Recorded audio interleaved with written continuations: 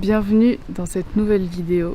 On est de retour à Skoura chez Vanessa et Xavier parce que on a clairement tissé des liens super forts avec eux et avec tout le staff ici. C'est vraiment des personnes formidables avec des super belles histoires et j'ai envie de pouvoir prendre le temps de te partager quelques-unes de ces histoires en allant vraiment en profondeur, en rencontrant la famille de certains, en allant sur les lieux d'enfance des autres. Enfin bref, je vais vraiment te partager l'essence même de pourquoi on voyage et de pourquoi on aime tant faire des rencontres. Salut, je m'appelle Olivia et ça, c'est Joe, un Defender qu'on a acheté avec Charlie, ma copine. Notre but avec lui, c'est de partir faire le tour de l'Afrique pour faire de belles rencontres, découvrir de nouvelles cultures et documenter tout ça à travers des reportages. Après 1 an de rénovation et d'aménagement, pour en faire une vraie maison sur roue, l'aventure commence enfin. C'est le grand départ pour plusieurs années de voyage. 2 filles qui partent à la découverte du continent africain. Pense à t'abonner pour ne rien manquer de nos aventures.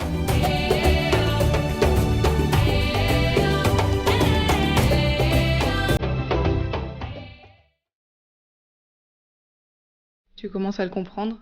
Ce qui nous anime le plus durant cette grande aventure, c'est toutes les rencontres qu'on peut faire en route. Parfois, elles sont totalement dues au hasard, et parfois, on a la chance de rencontrer des personnes qui connaissent d'autres personnes, avec de belles histoires à partager. C'est le cas ici à Skoura, petit village au pied de l'Atlas, niché en plein cœur d'une magnifique palmeraie. On avait rencontré Vanessa et Xavier avant notre grande boucle dans les montagnes, et on est finalement retourné chez eux pour un soir, puis 2, puis 3. Au final, on s'est un peu installé à Skoura pendant plusieurs semaines. Et ça nous a donné l'opportunité de découvrir les environs en profondeur. Vanessa et Xavier ont tenu à nous présenter certains de leurs amis pour partager avec eux un bout de leur histoire.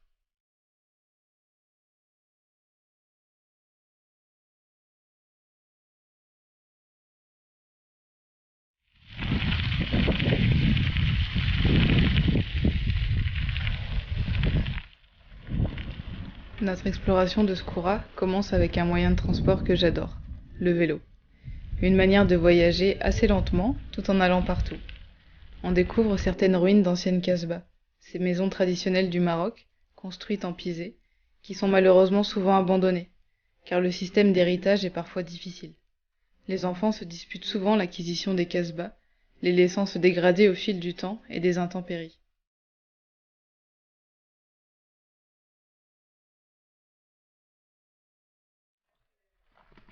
Premier arrêt dans la palmeraie, on rencontre Abderrahim, un ami de longue date de Vanessa et Xavier.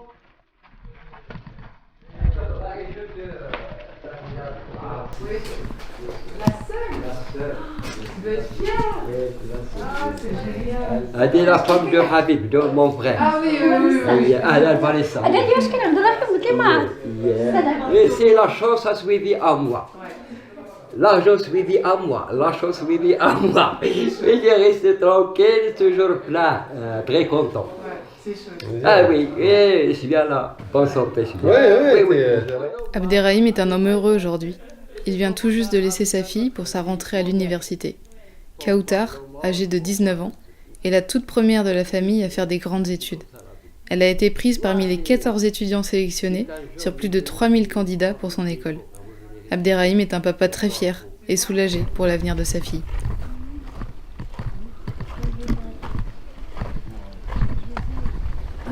En bois de tamaris, tu vois l'épaisseur. Ah oui. C'est génial. Hein. Derrière, Ah oui. Ah tu génial. vois, t'as les serrures. Abderrahim nous fait visiter la kasbah de sa famille. Il aimerait beaucoup pouvoir la rénover, mais malheureusement, à cause de ses problèmes d'héritage, il ne peut rien faire pour le moment. Tous les frères et sœurs ne sont pas d'accord pour faire la même chose. Ah, c'est la place de la fontaine ici. C'est la place. Ouais. Il y a 4 arbres orange. Un et un. C'est ça. Ah, il y a la fontaine qui est l'eau. Ah, ça devait être magnifique. Il reste la place. Parce que dans l'époque, mon grand-père, il est riche. Il a beaucoup d'argent, il a beaucoup de possibilités, il a beaucoup de people. C'est le premier, le seul commerçant, le sud, à Provence à Ouarzazate. Ah oui. C'est le premier. Dans l'époque, il y a beaucoup la possibilité, l'argent. Ouais. Mais maintenant, c'est les dieux. Et c'est moi j'espère, Inch'Allah, pour moi ramener ces trucs-là et la famille pour ramasser. Pas d'essayer. Pour lui redonner vie. Ah, maintenant, ça commence pour la famille. Pour arriver, pour voir le mur, pour voir la place de mon grand-père, c'est moi. C'est maintenant, je commence. Bon, faut quand même que je t'explique un petit peu une histoire sur la famille d'Abderrahim parce que c'est quand même complètement fou. En fait, le grand-père d'Abderrahim, qui s'appelait Abderrahman, il faisait partie de la famille Balal. Et en fait, la famille Balal, à Skoura, c'était une famille très respectée, très importante. Franchement, l'une des plus importantes de cette région à ce moment-là parce que ils ont un peu lancé le commerce dans la région. Ils faisaient beaucoup de ventes de peaux de bêtes, de dattes, de pierres, tout ça. Et ils amenaient, grâce aux caravanes des dromadaires, toutes ces choses à vendre jusqu'à Marrakech. Ils ont été parmi les premiers à utiliser des camions à charbon pour remplacer les dromadaires et pour que ça soit plus rapide à faire du commerce. Et en fait, à cette époque, il y avait le Pacha El Glaoui qui était le seigneur de l'Atlas et de tout le sud du Maroc, qui était basé à Telouet, donc c'est pas très loin de Skoura en soi. Et au bout d'un moment, en fait, la famille Balal et Abderrahman, ils ont commencé à gêner le Pacha parce que leur commerce, il marchait super bien, ils avaient une fortune qui était grandissante, donc ils commençaient à faire un petit peu de l'ombre à ce seigneur de l'Atlas. Ce qui s'est passé, c'est que le Pacha El Glaoui, il a fait enlever Abderrahman, qui, je le rappelle, est le grand-père d'Abderrahim qu'on a rencontré, et en demandant une énorme rançon de pièces en échange de sa libération.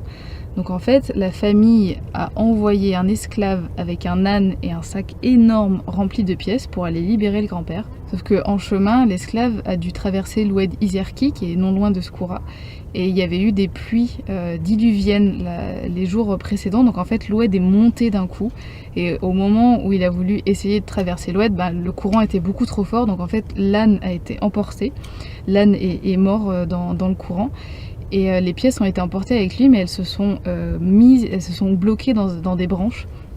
Donc l'esclave est retourné à Skoura auprès de la famille pour chercher de l'aide. Ils sont tous venus pour aller récupérer l'énorme sac de pièces qui était bloqué dans les branchages.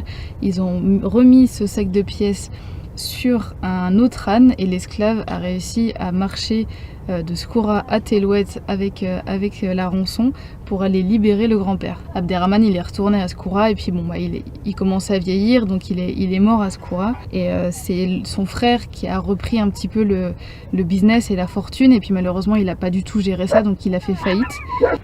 Hassan, le fils d'Abderrahman, et Abderrahim, le fils d'Hassan, ils ont dû repartir à zéro parce qu'il n'y avait plus du tout la fortune du grand-père qui pourtant avait vraiment réussi sa vie et son commerce.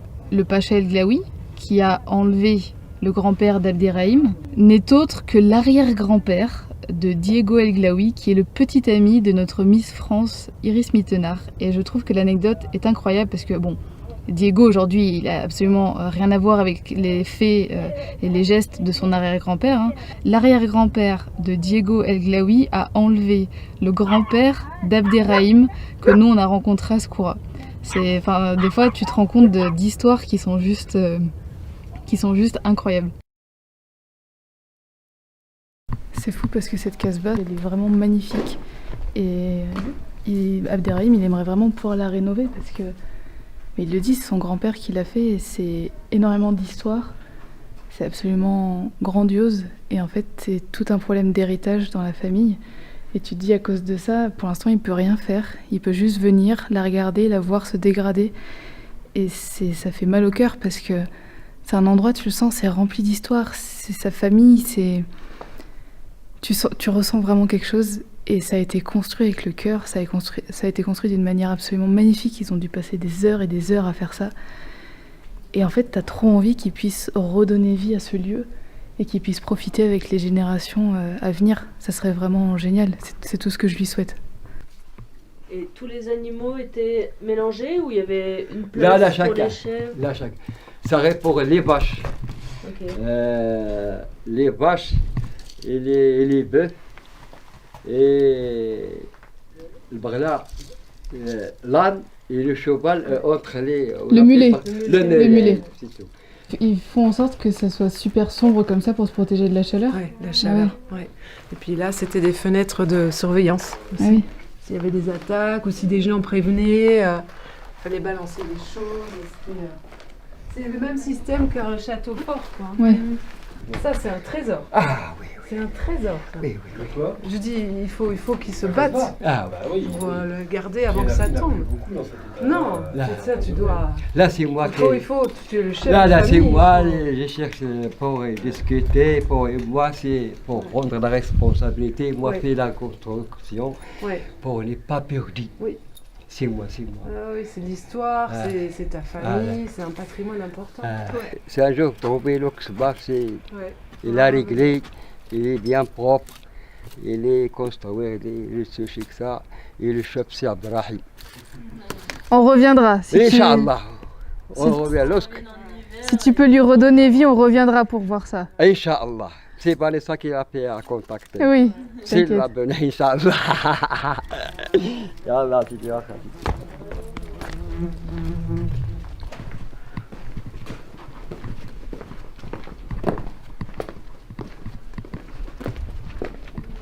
Parce que vous, il voit, c'est la cordialité, c'est la chance, et rester comme ça jusqu'à la mort. Et si un jour, pour arriver, vous, pour passer Abdrahim, le chef, Oui, le chef de la Casbah. le chef, il est bon état. Allez, Shukran. shukran bizarre. Merci beaucoup, avec la cordialité. Allez, bon courage et merci pour votre Merci, visite. bonne continuation. Allez, merci madame, Shukran. merci Allez, monsieur. Abderrahim. Allez, on en voit, Repose-toi bien. Inch'Allah.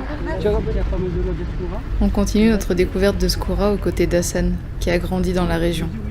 En route, on s'arrête rapidement dire bonjour à Mohamed. Il est potier et possède probablement le plus beau sourire du Maroc, selon moi. On n'a pas le temps de rester discuter avec lui aujourd'hui, mais on lui promet de revenir dans la semaine pour découvrir tout son univers et son histoire. مرحبا بكم واهلا وسهلا كي دايره Olivia ou Charlie? متشرفين مرحبا مرحبا بكم الله يبارك فيك Ça va? il est plus de parc Hassan il m'a oublié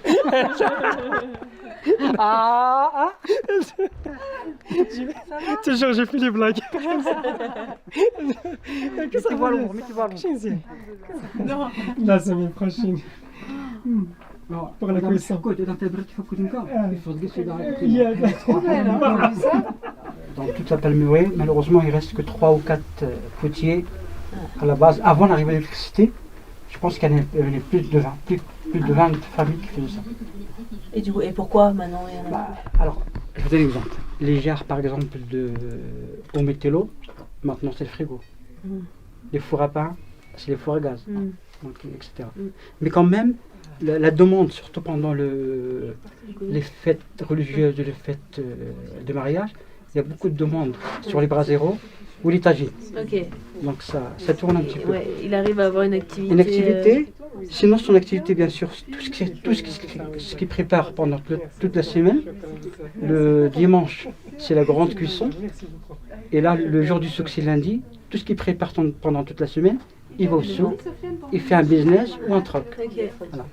Normalement c'est comme ça, donc, mais on met de la terre sur les côtés. Et on fait une grande ouverture comme ça. D'accord? Alors, pour le chauffer, il faut mettre beaucoup de feu. Une fois qu'il y a juste la braise. Et là, on colle le pain de ce côté-là et le pain de l'autre côté. Et on obtient ce qu'on appelle tennurt, un pain en demi-lune, très croustillant.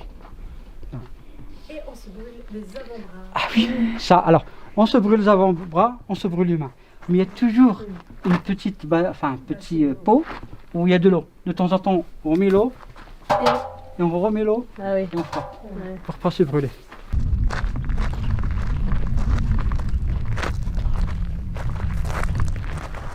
Donc là, on a la vue sur la palmeraie de Skoura. Donc elle fait environ 25 km². Donc là, c'est le nord, regardez, du nord vers l'ouest jusqu'au sud.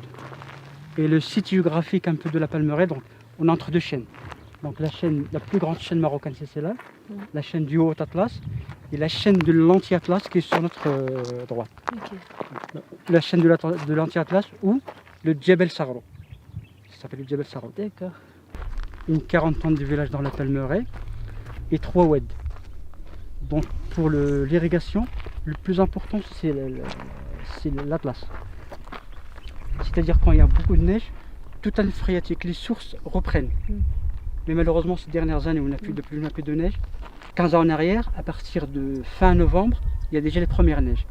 Donc novembre, décembre, janvier, février, déjà 2000, 2002, toute la bande du Haut-Atlas, elle est blanche. Là, toute la phréatique s'enrichit et tous les WED, il y a un petit peu d'eau. Donc l'irrigation, ça se fait parfaitement. Mais là, les sources, malheureusement, avec qu'il n'y a plus de neige, les sources sont tous tarées. Maintenant, pour irriguer, c'est un tour de rôle, c'est une loi locale. Donc il y a ça à telle date, à telle heure, que cette famille doit aller irriguer sa parcelle.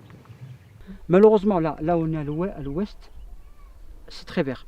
Mais regardez au sud, la plupart maintenant des parcelles ils sont tous désertiques. Donc on sent que le désert prend place dans les palmeries. Ce qu'il faut, c'est vraiment c'est un très bon hiver. C'est-à-dire la base pour cette palmerie de Skoura, c'est le Haut-Atlas. Quand on a un très bon hiver, c'est sûr qu'on aura un très bon printemps, on aura un très bon été. Donc il n'y aura pas de problème pour l'irrigation. Ok. Donc tu le vois, il faut vraiment que ça neige dans l'Atlas. Ouais. Voilà. La réserve, c'est là. On fait une petite entorse à Joe et on va monter dans un autre def pour aller avec Hassan. Hassan, il est né à Sidi Fla, c'est un petit village qui est proche de Skoura. Et il va absolument nous faire découvrir là où il a grandi, là où vraiment les endroits autour de chez lui, et c'est vraiment magnifique. Et du coup, on va faire un petit tour avec le DEF pour découvrir tout ça. Et c'est super intéressant parce que Hassan, il a plein de connaissances. On peut lui poser tout plein de questions. Ah ouais, c'est la première fois que le WED est dans cette état. C'est vrai que ces dernières années, voilà, en parlant tout à l'heure de l'Atlas, c'est pareil. Donc le WED, on va s'approcher un peu plus. Le WED d'Hadès. Donc le d'Hadès, la source est au Haut-Atlas, dans un endroit qui s'appelle Aflafel. Donc c'est en longueur, c'était le WED le plus long du Maroc. Il faisait 1200 km. Ah oui. Donc la base c'est l'Atlas, et ça traverse beaucoup de villages. Ça part au barrage de Ouarzazate et ça se jette dans la vallée du Dra.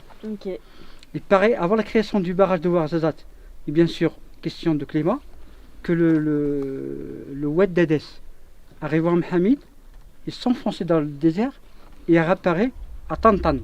Ah oui. Et le même oued se jetait en Atlantique. Ah oui. Mais malheureusement, depuis le changement climatique, maintenant maximum c'est la vallée du Dra. Ah ouais. Être à cet état, c'est la première fois que je vois ça. Normalement, à cette époque, ça peut que l'eau, regardez où il y a le sable, ça monte jusque là. Ah ouais. Et pendant les inondations, ça peut monter à 5-6 mètres. Ah oui. Ah oui. Ça peut monter jusque là. Regardez où il y a les palmiers. Ouais. Ça arrivé, c'est monté jusque là. Ok. Ah ouais, impressionnant. Mais là, malheureusement, voilà, changement climatique, la plupart des oueds, malheureusement, ils sont dans cet état. Et ce qui est important, parce que voilà, les vallées, surtout les vallées, sur tout le long du vallée, il y a l'exploitation agricole, il y a l'habitat. Donc sur plusieurs kilomètres, si jamais il n'y a plus d'eau, il n'y aura plus de vie. Il y aura plus de vie. Espérons, Inch'Allah, que ça va changer, qu'il y aura un peu déjà, plus d'eau. espérons que vous ayez un bon hiver. Inch'Allah. Inch'Allah.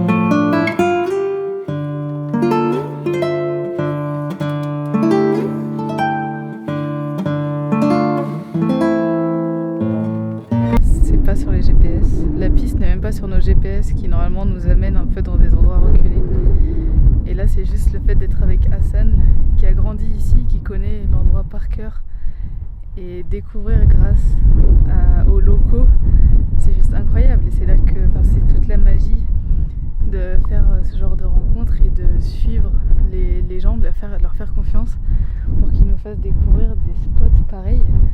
Mais à quel moment? C'est trop ouf quoi. On est au Maroc, qui est un pays assez touristique quand même, on va pas se mentir. Mais il y a tellement d'endroits à découvrir. Et puis ouais, encore une fois, quand tu fais confiance aux gens, quand tu fais des belles rencontres, évidemment, tu peux pas faire que des belles rencontres et tu peux pas faire confiance en tous les gens. Mais quand tu le sens, quand tu suis ton instinct, quand on te fait rencontrer des belles personnes, putain, faut y aller, faut se lâcher. Et quelle belle découverte! J'ai l'impression d'être la reine du monde là. Enfin, c'est tout couillon, mais en haut de cette gorge, mais c'est juste incroyable. Et c'est pour ça, encore une fois, que j'aime voyager et que je suis trop contente de ce voyage et je suis trop contente de pouvoir te partager ces moments-là, parce que je me dis peut-être que ça t'aidera à voyager un petit peu hors sentier battu, ça va peut-être te pousser à rencontrer des gens, à t'ouvrir un petit peu justement aux belles personnes que tu vas croiser sur ta route pour faire ce genre de découverte qui franchement, moi, me laisse sans voix. Il y a 3 tribus. Ok. Donc le Dadès c'est toujours ça. Donc cette partie gauche c'est mon village, tribu du pied de l'Atlas. D'accord. La tribu qui est sur la droite c'est la tribu de Ait Skri, Haut Atlas. Et la tribu qui est en face de nous c'est les Arabes originaires de Skoura. Oui. D'accord. Quand Hassan nous raconte qu'il y a 3 tribus dans son village, on se dit que ça doit être une réelle source de conflit. Mais en fait, pas vraiment. Qu'ils soient arabes ou amazirs, les Marocains se respectent et savent vivre ensemble. Évidemment, il y a des différences entre leurs cultures, ce qui a créé des grosses tensions dans le passé. Mais ça ne les empêche pas de cohabiter sur le même territoire de nos jours. Et c'est beau de voir ça, quand on connaît tous les conflits actuels dans le monde, que ce soit à cause des différences de culture ou de religion.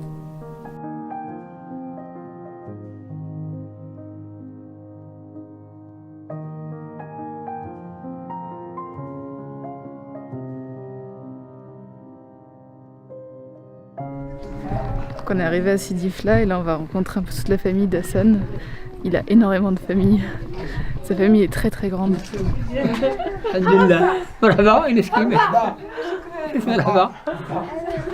Salam. C'est le frère du grand-père aussi, ça Saïd. Il y en a 4. De 6 profils. Il a 4? Oui. Il a 4, Saïd?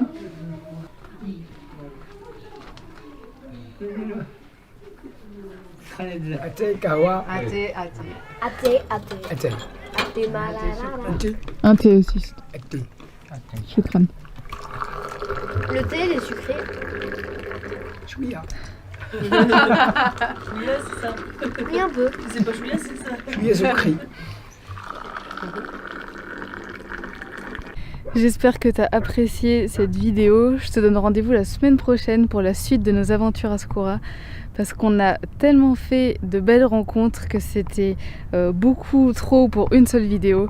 Donc j'ai envie de prendre le temps de te partager tout ça et je te dis à la semaine prochaine pour découvrir de nouvelles personnes super inspirantes. Ciao!